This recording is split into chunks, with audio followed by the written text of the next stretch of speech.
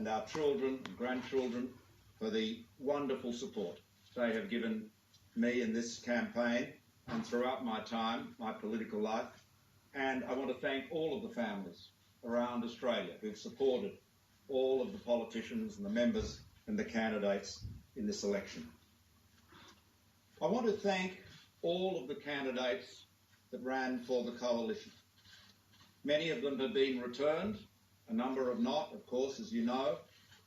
We have had a successful election in that we have won considerably more first preference votes than Labor, about 800,000 more first preference votes.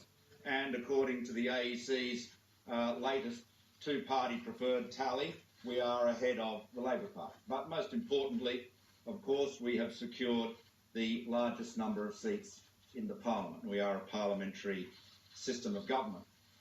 A number of our members, of course, have not been returned, and I want to acknowledge them and thank them for their candidacy.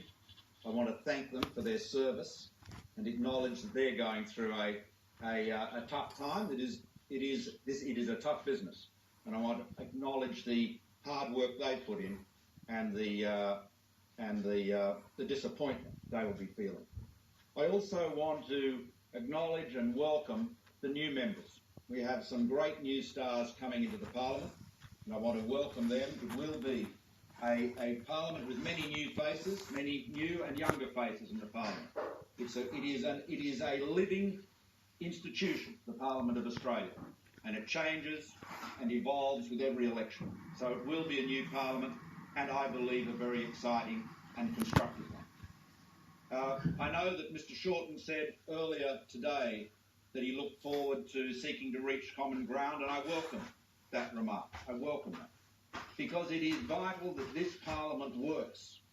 It is vital that we work together and, as far as we can, find ways upon which we can all agree, consistent with our policies that we've taken to the election, consistent with our political principles, that meet the great challenges Australia faces.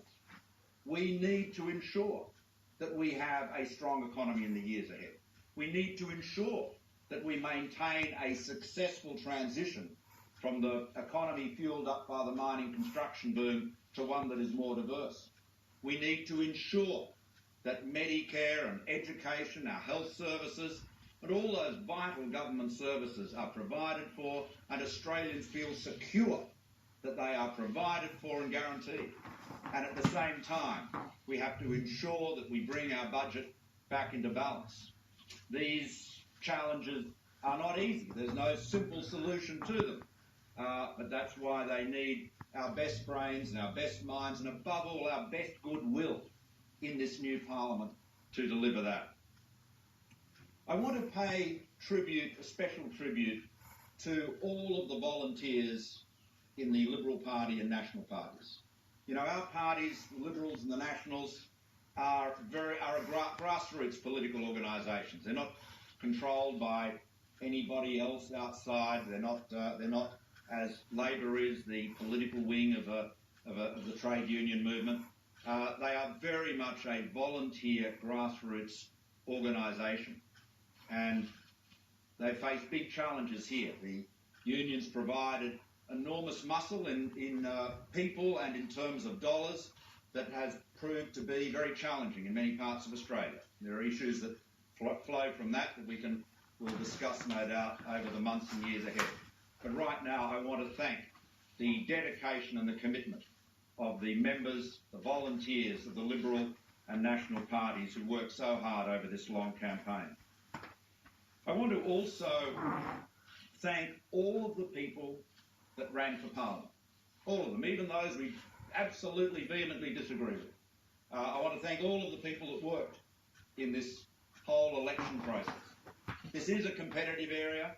There are always people that you disagree with, people that you wish had not run, but nonetheless, when you view Australian democracy as a whole, this participatory democracy that we have, it delivers, it works very well, and we should be very proud of that.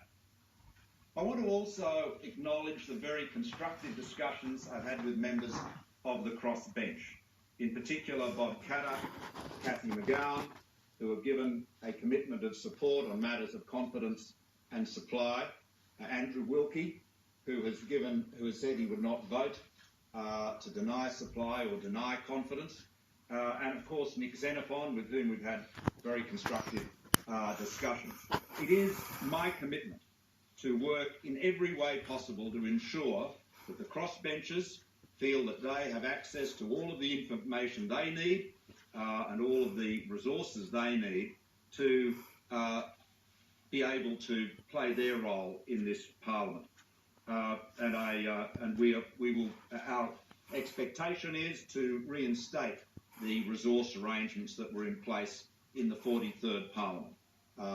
Further work will be done on that, but I am determined to ensure that so far as possible, every member of the 45th Parliament feels that they are able to play a very constructive role and that their contribution is valued by me and by the government, even if it is one for whatever reason we cannot agree with or support. Every member of the House and the Senate deserves respect because they have been elected by the Australian people. They are representatives of the Australian people. Now, Australians expect my government and my team, of course, Barnaby Joyce, the Deputy Prime Minister and Leader of the Nationals, my Deputy Julie Bishop, his Deputy Fiona Nash, and all of our team. They expect all of us to work together with the whole Parliament to deliver the good government, the wise legislation, the sound policies that will secure Australians' future. That's my commitment. This is a great day today.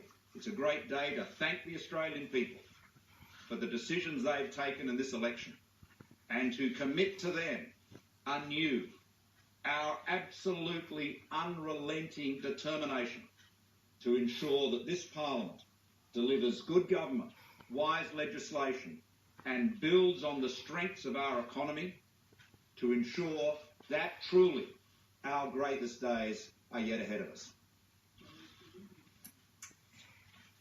We will leave that press conference there, but as we have just heard, Malcolm Turnbull has claimed victory in the federal election this afternoon.